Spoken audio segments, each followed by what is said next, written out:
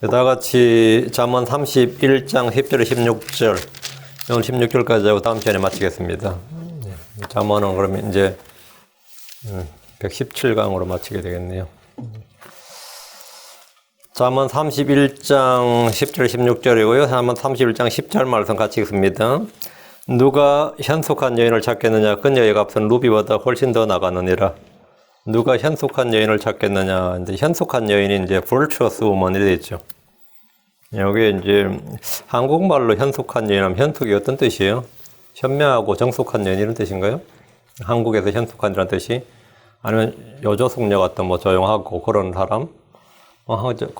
그런 개념이고 성경적으로는 전혀 그런 뜻이 아닙니다. 성경에서 이제 전혀 그런 뜻이 아니에요. 잠깐 기도합시다.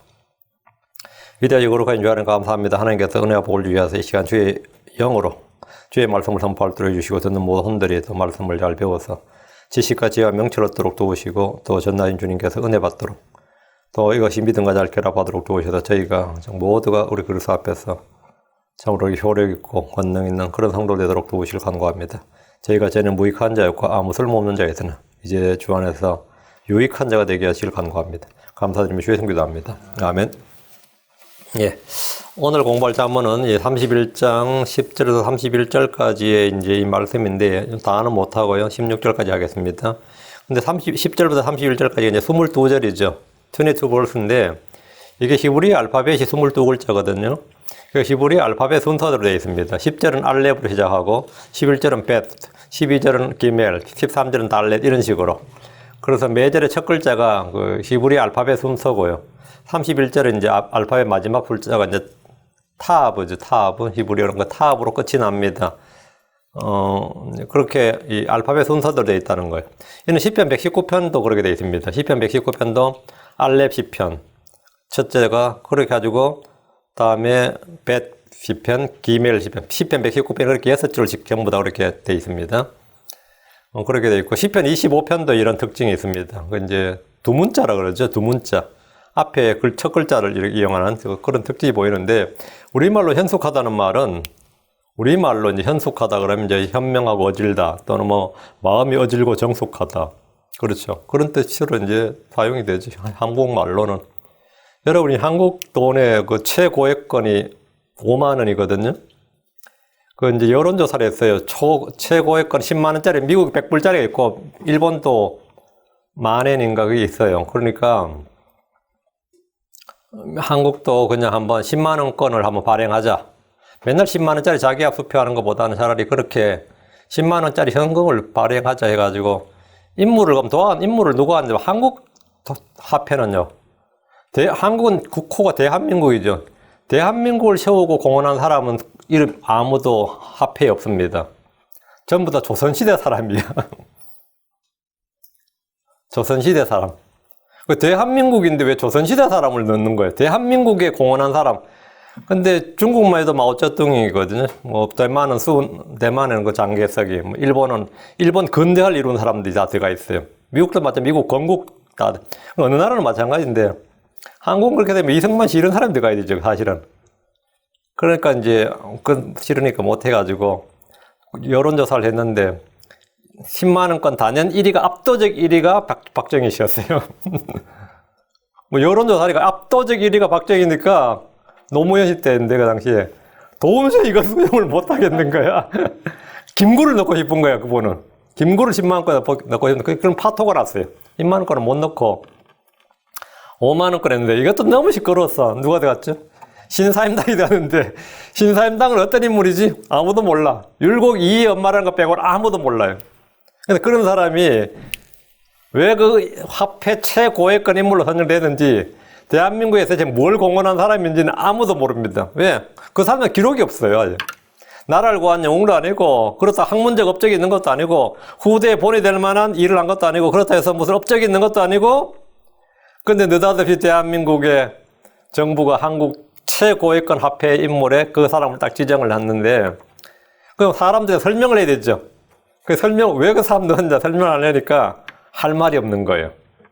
그 한국 사회 양성평등을 제고하고, 한국 사회 양성평등을 제고하고, 여성의 사회적 참여에 긍정적으로 기여한다는 취지로 그 신사임당을 최종 선정했다. 이렇게. 그리고 교육과 가정을 중요시하는 데도 아주 어떤 그런 한교하는 효과가 있을 것이다. 이렇게 덧붙였습니다. 이제 한마디로 말하면 이제 신사임당 한국의 여성상의 그 대표다 이렇게 보는 거죠. 현숙한 여인의 본보기다 이 말이야. 진짜 현숙한 여인인지 아무도 모르지 뭐. 그 사람이 현숙한 여인인지 뭐 여조숙녀였는지 뭐 아니면 뭐 누군지 사실 우리가 알 수가 없는 거지. 근데 현숙한 여인의 본보기로 삼았던 거예요. 그 한국 사람들이 5만 원짜리 보면 이제 현숙한 여인을 보라 이거죠. 실상 알려진 것은 그녀가 율곡 2의 엄마다. 그 하나 빼고는 없습니다. 우리말로 현숙한이라고 돼 있죠. 근데 영어로 virtuous라. 이 virtuous 뜻이 뭔 같아요? virtuous woman 하면 현대 영어 사전 찾으면 이 뜻이 안 나옵니다. virtuous woman. 이 virtuous 이 뜻은 뭐냐면 약효가 있는 겁니다. 한마디로 effective, 효력이 있는 거라고요. 성경적 본문의 의미는 뭐냐면 효력이 있는, 효험이 있는. 내가 약을 먹었어. 근데 약을 먹었더니 약효가 내 안에 막 돌아 안 돌아요. 좋은 약이든 나쁜 약이든 다 약효가 돌 거 아니에요. 약효가. 나쁜 약이면 부작용이 있을 거고 좋은 약이면 하여튼 효력이 있을 거고 그 약효가 있는 것은 뭐냐면 그걸 virtuous라 그래요. 중요한 말입니다. 성경의 용례를 보면 마가복음 5장에 혈루증을 앓는 어떤 여인이 예수님 옷자락에 손을 대는 장면이 있습니다. 그때 주님이 자신에게서 뭐가 나갔다? 효능이 나간 것을 아셨습니다. 예수님께서 걸어가시는데 진짜 예수님 옷에 그때 사람들이 막 미어 터지니까 다 막 부딪히고 뭐 난리도 아니죠. 근데 예수님께서 갑자기 서셔서 내 몸에서 누가 내 옷에 손을 대느냐 이렇게 제자들이 황당하죠. 지금 사람이 몇 명인데 그런 말 하냐 이거예요. 근데 주님께서 병을 치료하는 효능, 효력이 그분에 나간 겁니다. 마가복음 5장 30절에 예수님께서 즉시 효능이 자기에서 나간 줄을 스스로 아시고 밀려드는 무리 가운데서 돌이키시며 이르시되 누가 내 옷에 손을 대었느냐? 여러분 예수님께서 즉시 효능이 자기에서 효능이 이게 뭐냐? virtue예요. 그 virtue가 예수님 자기 몸에서 나갔다고. 그 효능이 뭐라고요? 예수님 몸에서 뭐가 나갔어. 그게 뭐냐면 이 혈루증 관련 여인에게 치료하는 효과가 나간 거지. 치료하는 권능이 나갔다고요. 그게 뭐냐면 virtue. 그러니까 주님의 몸에서 치료하는 효능이 밖으로 나간 겁니다. 이런 예가 또 있습니다. 무리들이 모여서 그분 옷단에라도 막 손을 대기만 해도 막 몸이 막 낫는 그런 일이 있었죠. 마가복음 4장 36절에 그들이 다만 그분의 옷단에라도 손을 대게 하실 것을 그분에게 간청하니 손을 댄 자들은 다 완전히 온전하게 되니라. 예수님 옷장에 손만 대도 막 온전하게 됐다 이거예요. 왜? 그래서 예수님 안에 신격의 충만함이 거하기 때문입니다. 그분 안에 치유의 능력, 그 치유의 효력이 나와서 병자들을 치유했습니다. 이것이 성경이 말하는 뭐다? virtue예요, virtue. 잠언 31장에서 말하는 현숙함입니다. 효력이다. 그러니까 여자의 아주 강한 강점 중에 하나가 뭐냐면 이 virtue예요. 그 남자들이 어떻게 지가 뜻이 통하는 여자든 사랑하는 여자든 신뢰한 여자를 만났어. 그러면 그때 어쨌든 나중엔 모르겠지만 그때는 사람이 변합니다. 사람이 변해요. 논팽이 같은 놈이 사람이 막 변하고 그런 게 있어요. 그 엄마가 다 놀라. 엄마, 자기 아들이 그래도 요즘 여자 만나고 다니는 애들이 막 일을 하고 돈 벌어서 선물하고 근데 대여 안 해요. 사람이 변한다고. 그 어떤 여자를 만났는데 그 여자 만나가지고는 보니까 여자한테 빠져들었다 그러죠. 빠져들었다. 이게 뜻이 통했던, 사랑했던, 치매했던, 좋아하던, 하여튼 그 여자한테 고백했냐, 고백도 못했는데 불구하고 잘 보이려고 가진 노력을 다하죠.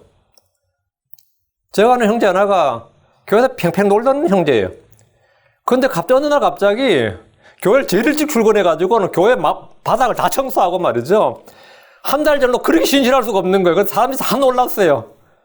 그 교회에 비서하는 여자 한 명에게 잘 보이기 위해서요. 결국 그 여자 결혼했어요. 응? 그 여자 결혼했어. 성공한 거지. 남자들의 약한 마음을 강하게 해주거나 상한 마음을 취해주거나 사람을 뒤바꿔 놓는데 여자만 한 게 없습니다.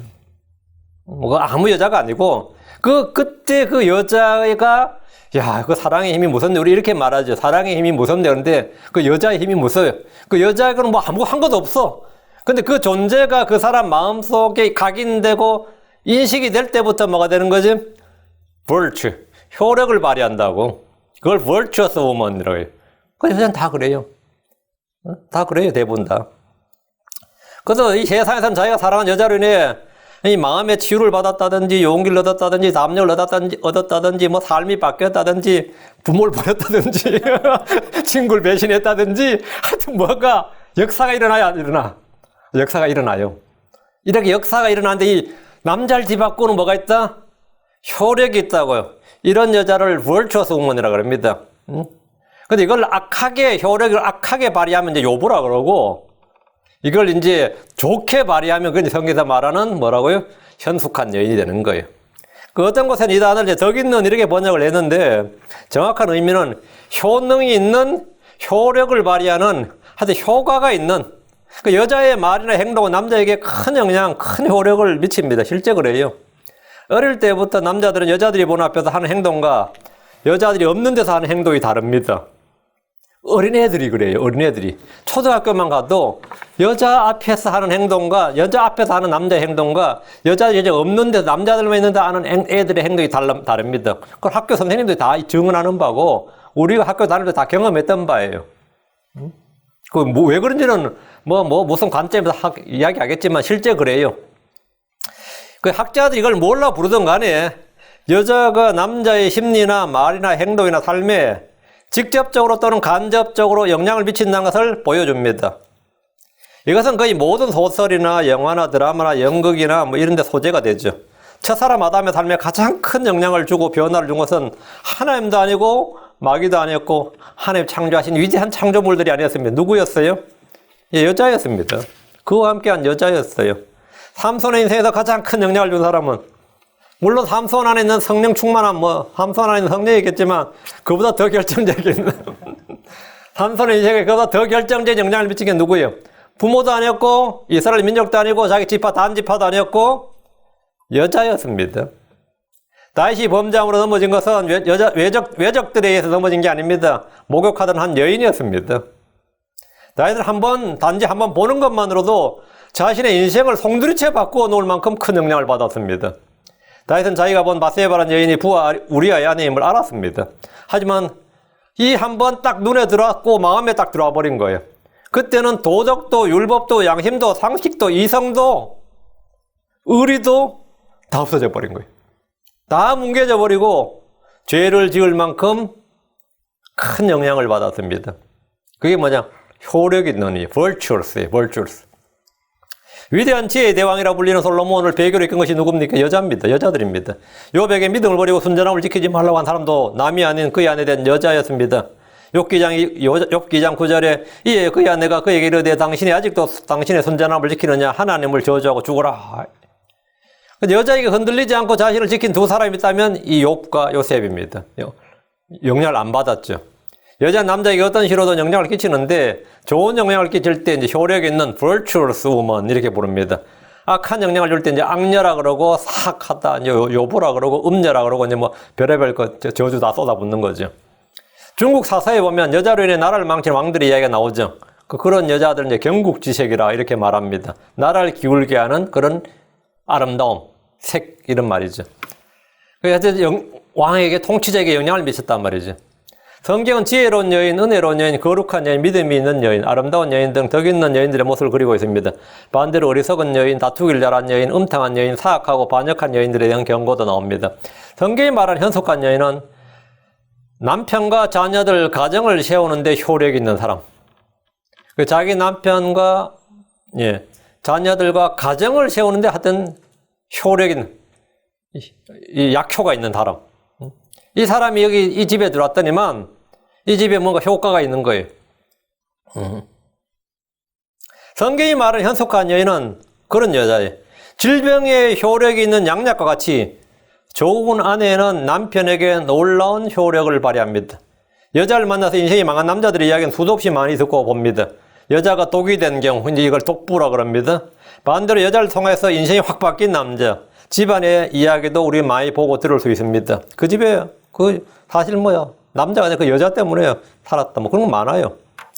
여자가 약이 된 경우입니다. 독이 된 경우가 있고 약이 된 경우가 있습니다. 성경에서 이런 예로 돋보이는 한 사람을 꼽으라면 단연 룻입니다. 룻기 3장 11절에 내 딸아 이제 두려워하지 말라. 내가 요구하는 모든 걸 내가 내게 행하리니 내가 현숙한 여자인 줄을 내 백성이 온 도시가 아느니라. 룻이 벌처스 우먼이라는 걸 뭐라고요? 베들레헴 유다의 온 도시 사람들이 다 안다는 거예요. 나오미의 며느리였던 룻은 모압 족속 여인이었지만 베들레헴의 온 도시가 그녀의 현숙함을 알 정도였습니다. 현숙한 여인은 자기 남편의 화관입니다. 잠언 12장 4절에 현숙한 여인은 자기 남편의 화관이거니와 부끄럽게 하는 여인은 그의 뼛속에 썩은 것 같으니라. 하나님께서 아담에게 돕는 자로 여자를 만들어 주신 것은 그에게 화관을 주신 것입니다. 그러나 아담에게 이 여자는 화관이 아니라 걸림돌이었습니다. 어떤 여자는 남편의 뼈를 썩게 합니다. 자, 본문을 보겠습니다.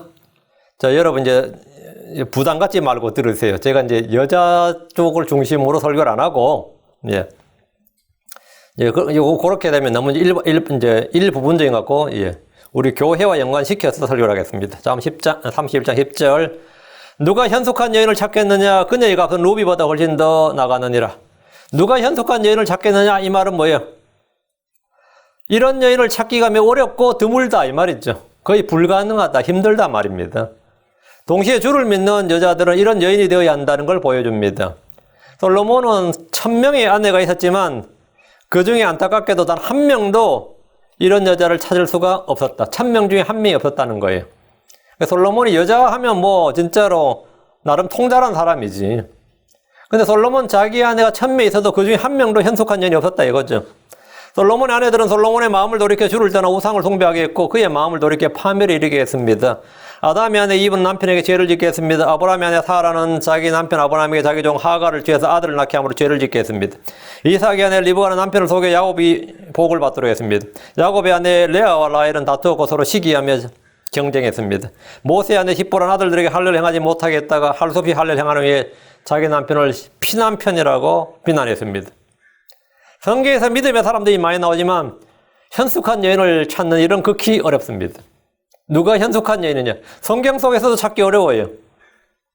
누가 현숙한 여인을 찾겠느냐? 이것은 모든 어머니들은 자기 아들이 이런 여자를 찾기를 원합니다. 모든 어머니들은 자기 아들이 자기는 그런 여자가 못 될지 몰라도 자기 아들은 이런 여자를 찾기를 원해요. 그 르무엘 왕의 어머니도 마찬가지였습니다.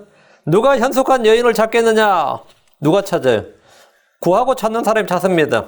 우리 주께서 구하라 그러면 너에게 주실 것이요 찾으라 그러면 너희가 찾을 것이요 두드리라 그러면 너에게 열릴 것이니라 하셨는데 남자들 대부분은 이런 여자를 안 구하고 안 찾습니다. 어떤 여자를 찾어요? 예쁜 여자를 찾지. 그 취미가 같은 여자 뭐 이런 소리가 기도 제목이 말이 이제 잘못되기 때문에 잘 못 찾는 거죠. 크리스천 자매들은 믿음 있는 형제를 만나야 되고 크리스천 형제들은 믿음의 영을 지닌 자매를 구하고 찾아야 됩니다. 요즘 뭐 크리스천 형제들이 자매 찾기가 만만치 않고 반대로 자매들도 형제 찾기 만만치 않다고 교회들마다 보면 뭐 노총각하고 노천들이 굉장히 많아요. 너무 이게 막 하나님께 찾아야 되는데 자기가 찾다 보니까 못 찾는 거죠. 자, 크리스천 자매들은 일단 믿음이 있어야 됩니다. 주를 들어야 됩니다. 자기를 낮추어 남편에게 순종해야 됩니다. 베드로 3장 6절에 사라가 아브라함을 주라 부르며 그에게 순종한 것 같이 너희가 잘 행하고 어떤 놀라운 일에도 두려워하지 않으면 그녀의 딸들이 되느니라. 사라의 딸들이 된다는 것은 믿음이 있고 거룩한 여인이 된다 이 말입니다. 지혜로운 여자는 자기 집을 세우지 어리석은 여자는 집을 허뭅니다. 잠언 14장 1절 지혜로운 여자는 다 자기 집을 세우되 어리석은 여자는 자기 손으로 그것을 허무느니라. 누가 현숙한 여인을 찾느냐? 솔로몬 자신도 찾지 못했던 이런 여자를 우리가 찾는 일은 거의 뭐 복권에 당첨되는 일만큼이나 어렵고 힘든 일이면 분명합니다. 그렇다면 스스로 현숙한 여인으로 변화를 받고 성장을 해야 됩니다. 가정교육이나 학교교육이나 직업교육 등 다양한 교육이 사람을 변화시키는 것 같지만 근본적인 변화는 주의 말씀과 성령님의 새롭게 하심으로만 가능합니다. 현숙한 여인은 루비보다 훨씬 더 값이 나갑니다. 루비보다 값이 나간다 이 말은 딱 떠오르는 말이 있습니다. 지혜와 명철입니다. 욥기 28장 28절에 산호나 진주로 말할 필요도 없나니 지혜는 루비보다 더 값지도다. 지혜는 루비보다 더 값지도다. 현숙한 여자는 뭐다? 루비보다 훨씬 더 나가느니라. 값이 더 나간단 말이에요. 지혜와 현숙한 여인을 지금 동격에 놓는 거죠. 현숙한 여자를 그 가치에 비유하는 겁니다. 잠언 3장 15절에도 지혜는 루비보다 더 귀하니 내가 바랄 수 있는 모든 것이 그것과 비교될 수 없도다. 잠언 8장 11절에도 지혜는 루비보다 좋으며 사람이 원하는 모든 것이 그것과 비교될 수 없느니라. 루비보다 좋은 게 지혜인데 사람이 원하는 모든 것이 그것과 비교될 수 없느니라. 그러니까 현숙한 여인이 바로 그렇다 이 말입니다. 이 말씀은 현숙한 여인의 가치가 어느 정도인지를 보여줍니다. 지혜는 어떤가 하는 것입니다. 그와 필적할 만한 것이 뭐냐? 현숙한 여인입니다. 그게 현숙한 여인. 그 여자는 하나님의 창조물 중에서 가장 나중에 만들어졌다. 이건 남자보다 더 뒤에 만들어졌어요. 남자보다 더 뒤에. 예. 최고 뭐라고? 예. Advanced creature. 예. 11절입니다. 그녀의 남편의 마음이 그녀를 편안히 신뢰함으로 그가 노량물을 필요로 하지 아니하리라. 10절부터 12절은 현숙한 여인과 남편의 관계입니다. 13절부터 19절은 현숙한 여인과 일의 관계고요. 20절, 26절, 28절, 32절은 현숙한 여인의 특징을 다루고 22절, 29절 현숙한 여인의 사람됨을 다루고 27절, 28절은 현숙한 여인과 집의 관계입니다. 20절, 26절 이웃과의 관계고 또 14절, 18절, 21절, 27절은 현숙한 여인의 어머니로서 하는 일입니다. 현숙한 여인은 다방면에서 다 효력이 있습니다. 남편에게, 집안에, 자식에, 이웃에, 일에 하여튼 모든 것에 다 뭐가든 효력이 있다. 모든 일에, 모든 대상에게 남편, 이웃, 자녀들, 집안에 모두 다 놀라운 효력을 발휘합니다. 이는 성령께서 우리 안에서 효력 있게 일하는 것 같습니다. 성령이 우리 안에 들어오면 뭐죠? 효력 있게 일한다고요. 성령이 우리 안에 들어오면. 성령을 믿는 우리 안에서 효력 있게 일합니다. 갈라디아 2장 8절에 베드로 안에서 효력 있게 일하사 할례자를 위한 사도직을 주신 바로 그분께서 내 안에서도 강력하게 일하사 이방인들을 향하게 하셨느니라. 여기 보면 성령께서 내 안에 들어오셔서 효력 있게 일하사 강력하게 일하사. 그 효력 있게 일한다. 강력하게 일한다.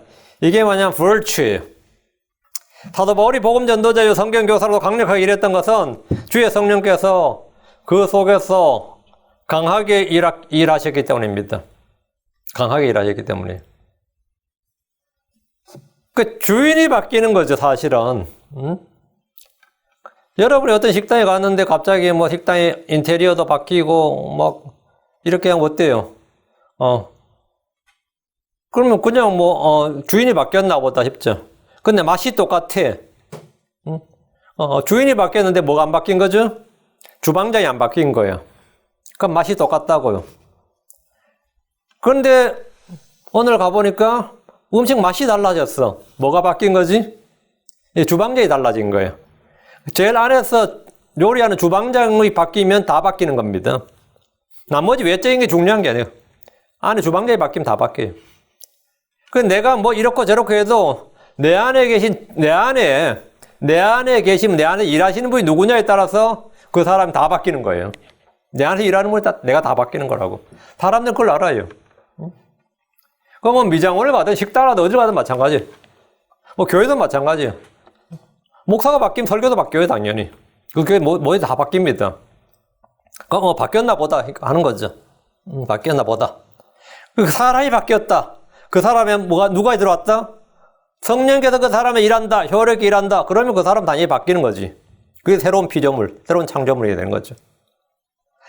사도 바울이 복음 전도자요 성경 교사로 강력하게 일했던 것은 바리새인들이나 사내들인 공회원에서 그 사람에게 바울을 바꿔놓은 게 아닙니다. 바울 안에 계신 성령, 바울이 예수를 만남으로 말미암아 바울이 확 바뀐 거예요. 예수를 만난 바울, 완전히 바뀐 거라고.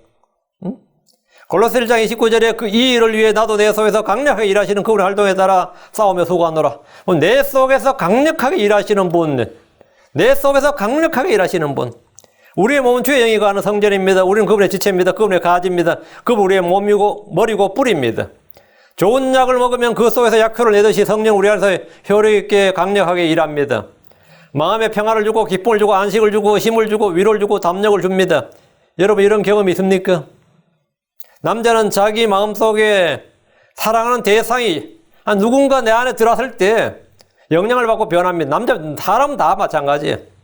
자기 마음속에 사랑하는 여자가 들어든 사랑하는 자식이 들어든 그 어느 날 자식이 눈에 들어왔다. 인생이 변해요. 그 사람이 내가 이 애들을 내가 책임져야겠다 이런 의식이 탁 들어왔다 하면 변합니다.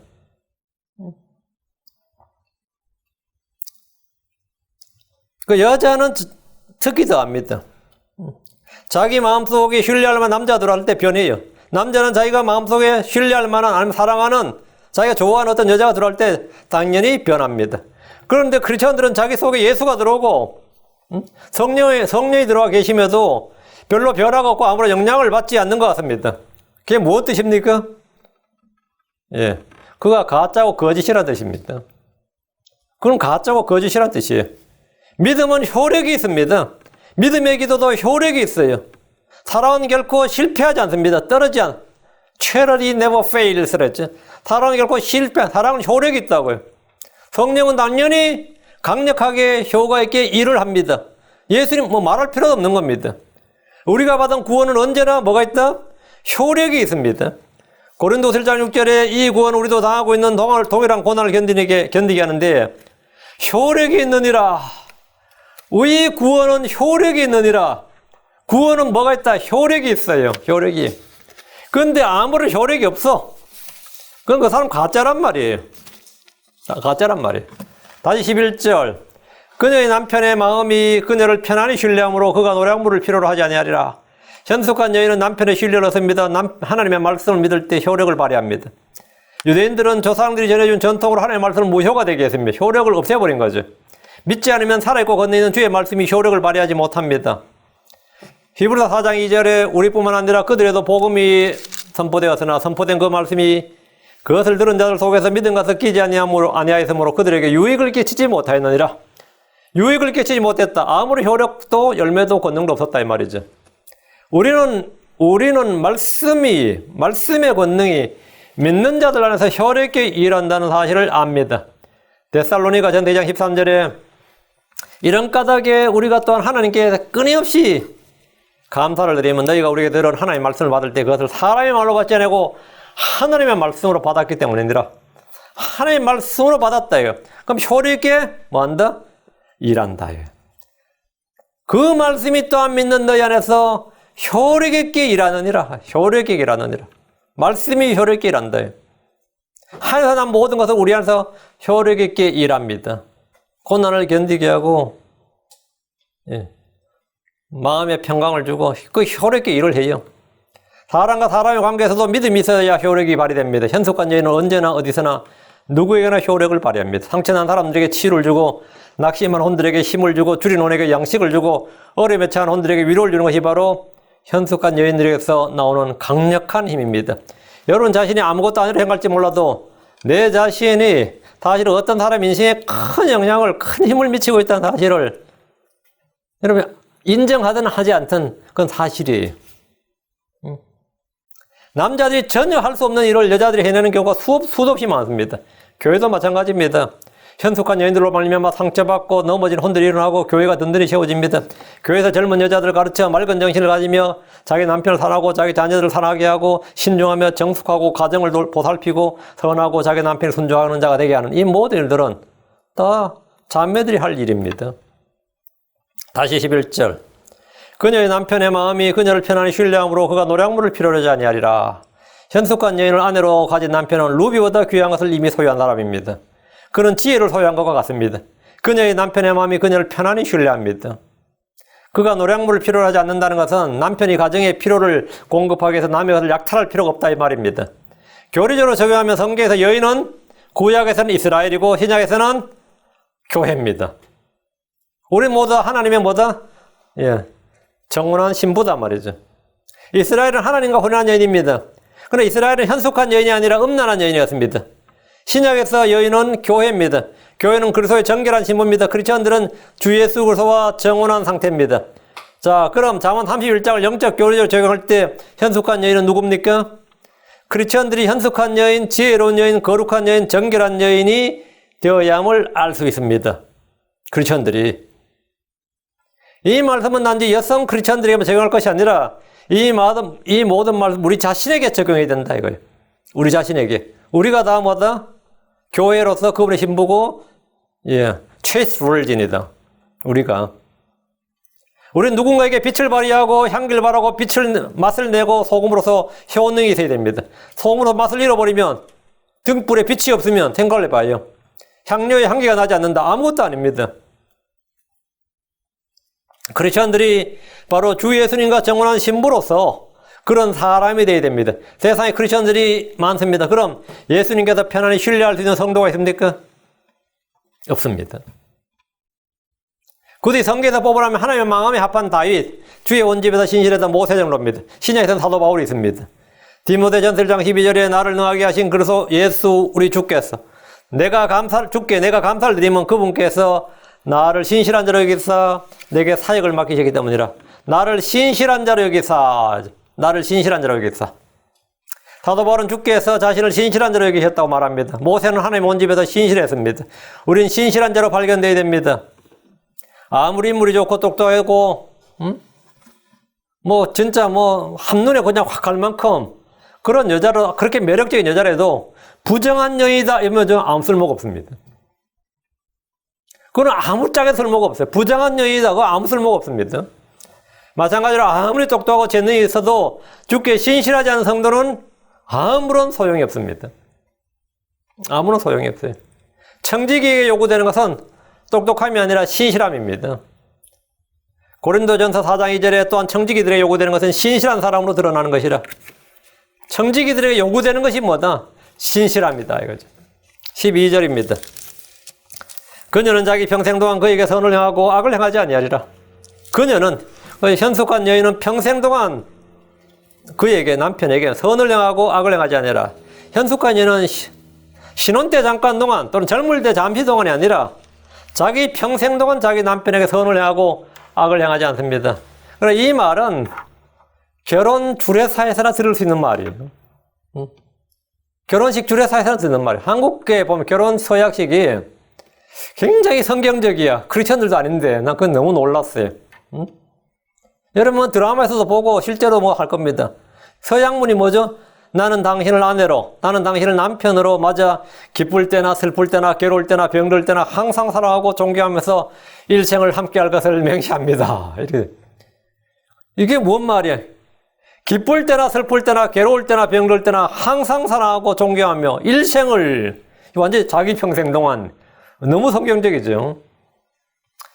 아니면 나는 지금부터 당신을 법적인 배우자로 맞아 좋을 때나 나쁠 때나 부유할 때나 가난할 때나 아플 때나 건강할 때나 죽음이 우리를 갈라놓을 때까지 언제나 함께할 것입니다.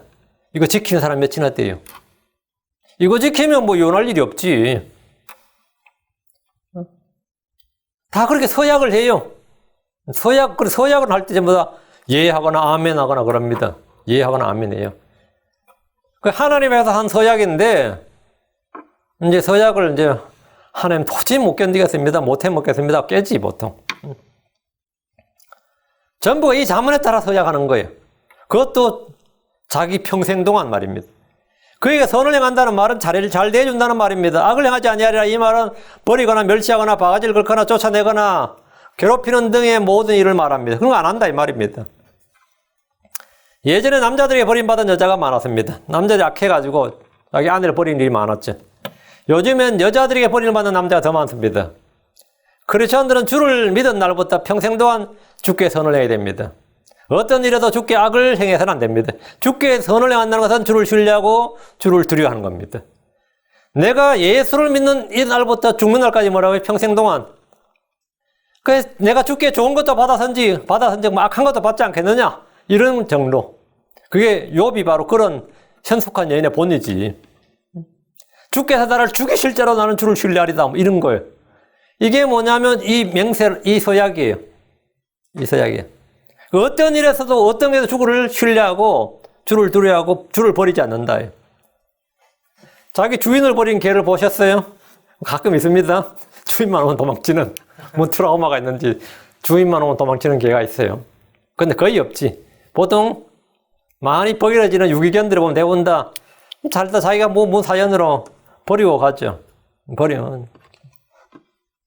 예, 미국은 그것도 불법입니다.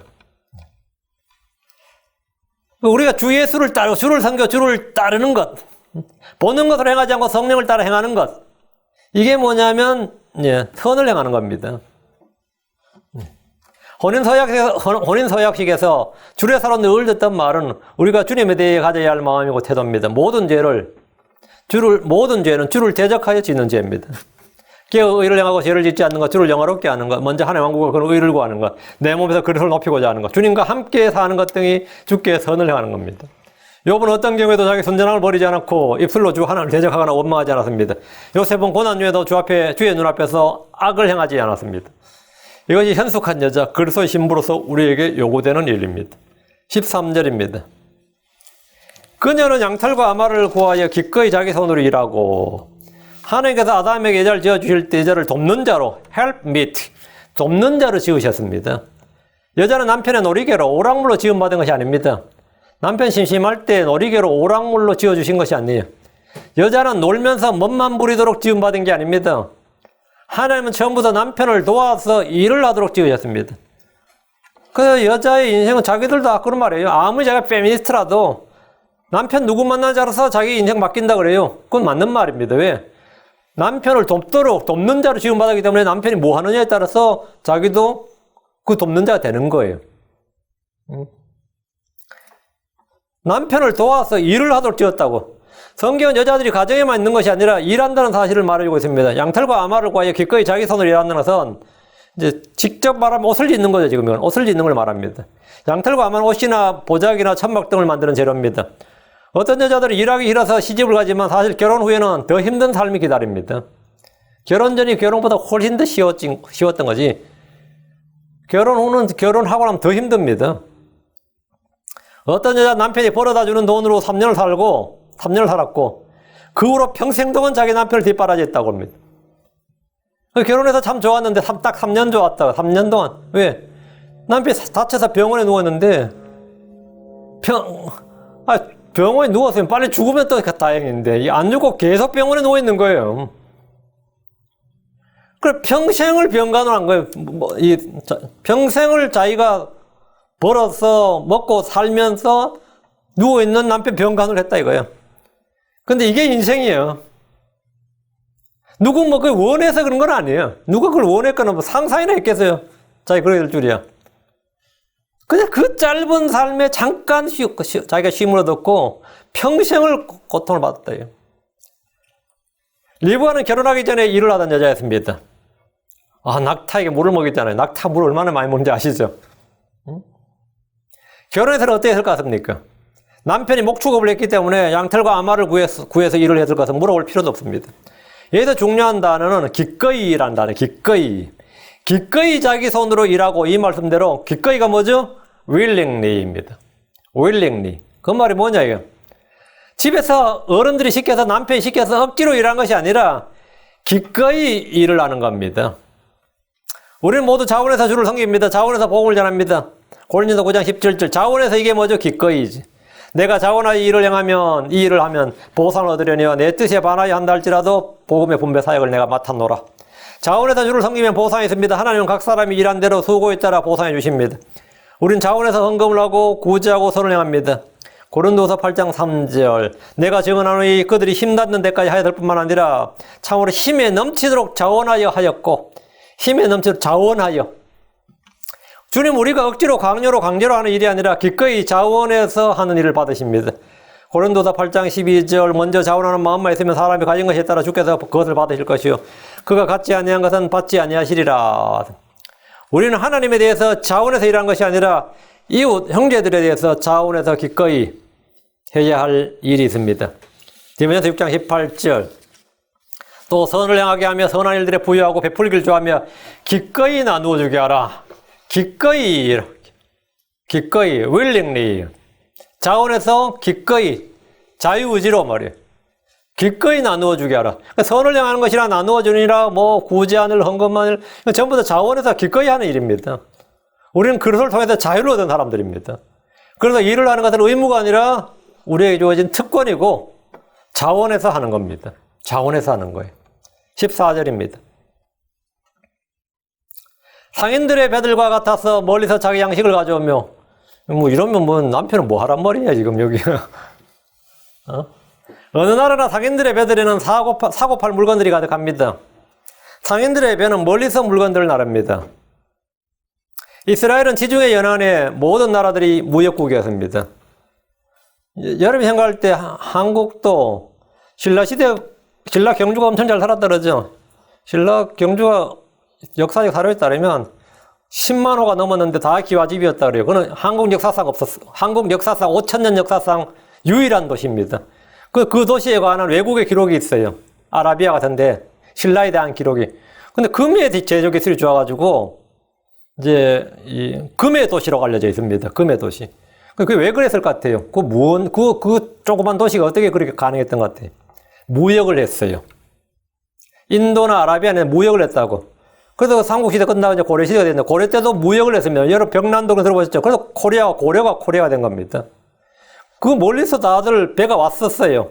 그 문제가 없었던 거죠. 일본은 당연한 거였고, 일본은 뭐 가까운 나라 당연한 거였고, 이 포르투갈에서도 배가 왔어요.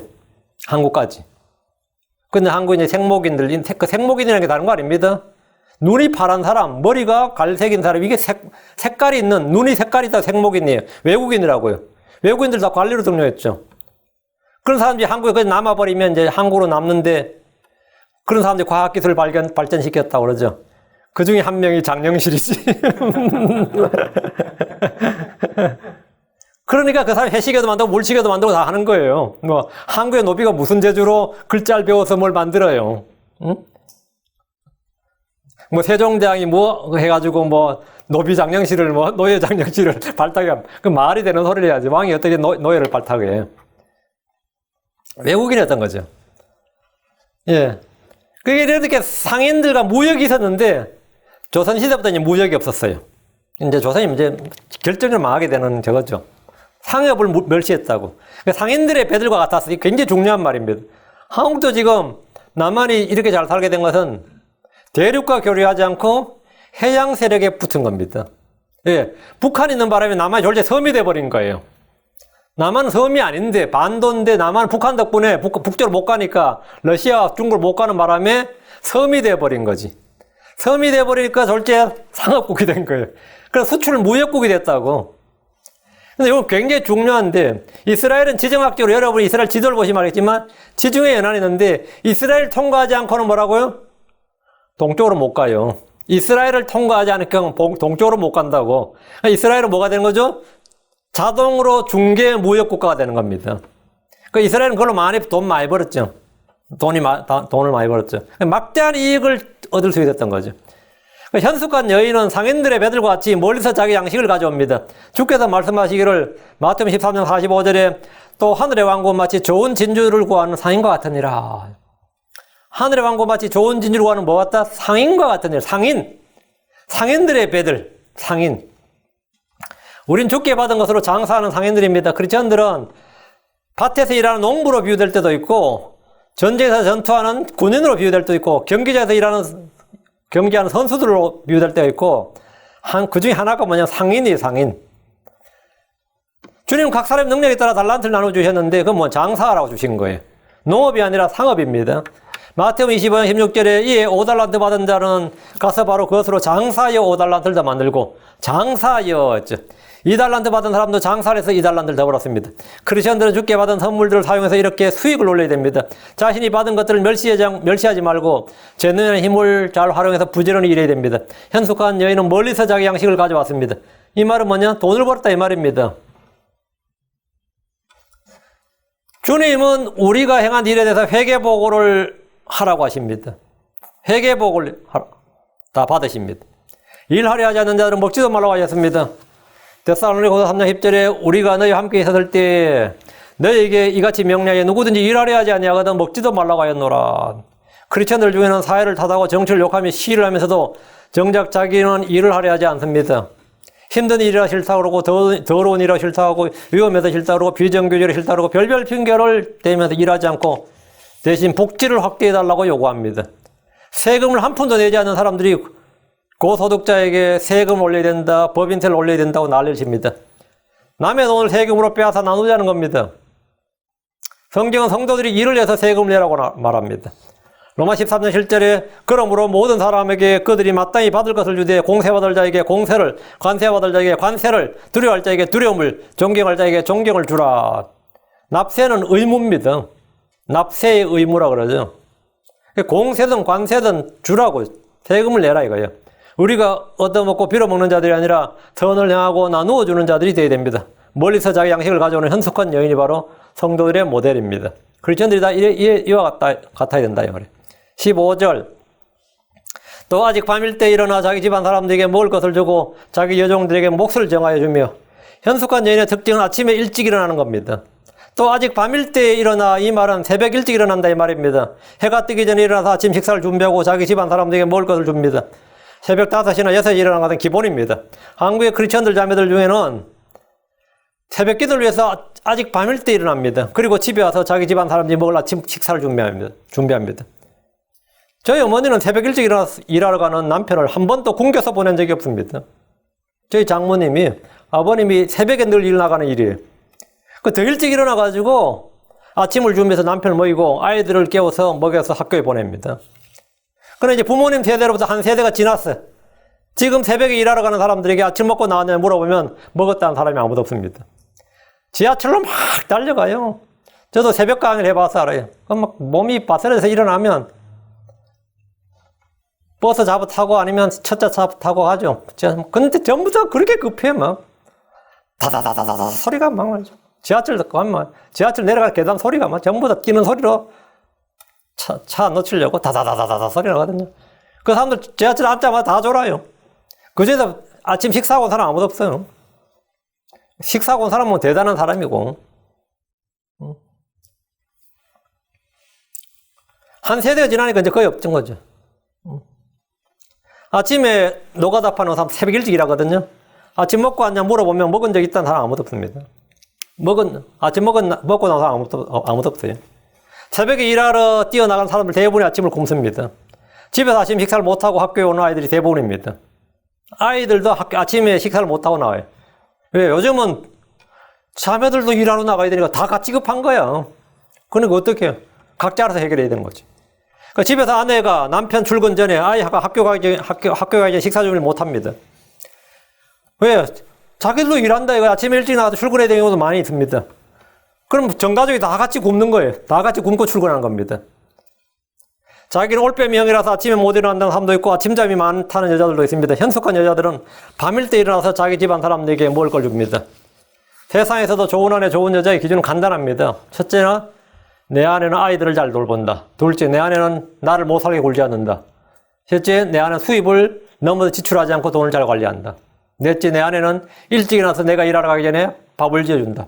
뭐 이 네 가지 되면 최고예요. 이것이 세상에서 남자들이 자랑할 훌륭한 아내입니다. 성경적인 기준과 전혀 다르지 않습니다. 그리고 자기 여종들에게 몫을 정해준다 하는데 안주인이 부지런하면 여종들도 게으름을 피울 수가 없습니다. 주인이 부지런하면 종들도 부지런할 수밖에 없습니다. 현숙한 여인은 크리스천들을 대표한다고 할 때 이 구절 역시 우리 모두에게 주는 훈계와 권면의 말씀입니다.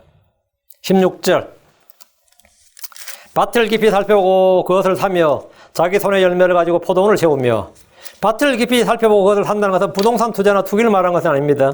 이스라엘에서 밭은 원칙적으로 매매가 금지되어 있습니다. 한해 주신 유업의 상속이기 때문에 빚을 지은 경우가 아니라면 팔 수가 없고 밭을 산 사람은 안식년이나 희년이 될 때 그것을 돌려줘야 됩니다. 본문에서 밭을 깊이 살펴보고 그것을 산다는 것은 빚을 졌거나 어쩔 수 없이 토지를 팔아야 하는 사람이 있을 때 그걸 사는 것인데 이렇게 사도 희년이 되면 돌려줘야 돼요. 현숙한 여인은 재물을 탕진한 사람이 아니라 가산을 늘리는 사람입니다. 땅을 사고 집을 사는 등의 일은 보통 가정에서는 굉장히 큰 일입니다. 이런 일을 여자가 단독으로 매입을 결정하는 일은 쉬운 일이 아닙니다. 아내는 남편이 결정을 내릴 수 있도록 조언하고 돕는 역할을 합니다. 자기 손에 열매를 가지고 포도원을 세우며 이 말은 값을 주고 산 밭을 일구는 겁니다. 밭을 사서 놀리는 것이 아니라 포도원을 세우고 거기서 수입을 얻습니다. 성경에서 밭은 세상입니다. 지금 우리가 살고 있는 세상은 휘어져 주수하게 된 밭입니다. 주님 우리에게 수확한 일꾼이 되라고 하셨습니다. 주님은 아무도 고용해주지 않고 놀고 있는 사람들에게 내 포도원에 가서 일하라고 하셨습니다. 주님 아침, 점심, 저녁 구분하지 않고 들어가는 모든 사람들에게 일거리를 주셨고 삭스를 주셨습니다. 성경 우리 마음을 바치라 그럽니다. 우리 마음이 바치라 합니다. 밭을 깊이 살펴보고 이 말씀대로 우리는 우리 자신을 깊이 살펴봐야 됩니다. 주께서는 밭에 좋은 씨를 뿌리십니다. 마귀는 뿌려진 씨앗을 즉시 빼앗아가나 다른 씨를 뿌립니다. 밭을 깊이 살펴봐야 하는 이유가 이겁니다. 예레미야 4장 3절 주가 유다와 예루살렘 사람들에게 같이 말하노라. 너희의 묵은 땅을 갈고 가시나무들 가운데 씨를 뿌리지 말라. 가시나무들 가운데 씨를 뿌리지 말라 했는데 주께서 뿌리는 말씀의 씨앗은 똑같습니다. 열매를 보고 열매를 맺고 맺지 못하는 것, 열매 많고 적으면 밭의 상태에 달려 있습니다. 가시밭에 뿌려지거나 바위 위에 뿌려지면 열매를 맺을 수가 없습니다. 내 마음이 가시밭이라면 세상 삶의 염려와 재물과 쾌락이 들어와서 말씀의 씨가 숨이 막히 열매를 맺지 못합니다. 너희의 묵은 땅을 갈고 가시나무 가운데 씨를 뿌리지 말라. 이 말씀대로 자기 마음을 살펴보십시오. 호세아 10장 12절 너희 자신을 위하여 의 안에서 심고 긍휼 안에서 거두며 너희의 묵은 땅을 부수라. 지금은 곧 주를 찾을 때니 마침내 그분께서 오셔서 의를 비같이 너희에게 내리시리라 합니다. 우리는 하나님과 함께 일하는 농부 일꾼입니다. 포도원을 세운다는 것은 자기 집을 세우는 겁니다. 교회를 세우는 일입니다. 형제자매들을 세우는 겁니다. 우리는 급히 부자가 되는 욕심에서 일하는 것이 아니라 선을 향하기 위해서 궁핍환자를 돕기 위해서 교회를 세우기 위해서 일해야 됩니다. 밭을 사고 포도원을 세우는 일은 소비하는 여자가 아니라 생산하는 여자임을 보여줍니다. 생산성이 있다 이거예요. 어떤 여자는 돈을 소비하고 낭비한 정도가 아니라 헛짓한 허비해버립니다. 그러나 현숙한 여자는 끊임없이 자산을 늘리는 생산적인 일에 전념합니다. 이것은 굉장히 중요한 일입니다. 이것은 굉장히 중요한 일. 오늘은 여기까지 16절까지 하고 다음 시간에 계속하겠습니다. 기도하겠습니다. 위대하고 거룩한 주 하나님 감사합니다. 하나님께서 오늘 온전한 주의 영을 충만케 하시고 주의 말씀을 쏟아부어 주셔서 저희가 정말 주님께서 원하시는 주님의 마음에 합한 그런 신실한 성도들을 되도록 도와주시고 주 안에서 그런 자로 발견되기를 원합니다. 은혜 베풀어 주십시오. 감사드리며 주의 성기도합니다. 아멘.